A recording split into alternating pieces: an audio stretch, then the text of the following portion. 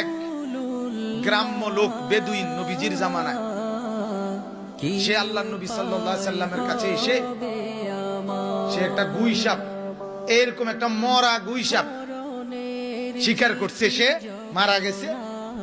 আল্লাহর নবী সাল্লাল্লাহু আলাইহি সাল্লামের কাছে আইনা ফেলাইছে, ফেলাইয়া বলছে, মুহাম্মদ, এই মরা গুইসাপটা যদি সাক্ষী দেয় তুমি আল্লাহর নবী, তাহলে আমি ঈমান আনব।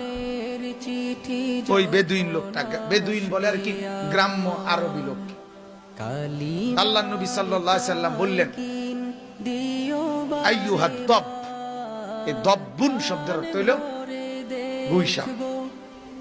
আল্লাহ তাআলা ডাক দিলেন, হে দব, গুইসাপ। সাথে সাথে এটা মরা কথা বলে উঠছে, লাব্বাইকা ওয়া সাআদাইক, হে আল্লাহর নবী আমি হাজির, বলেন।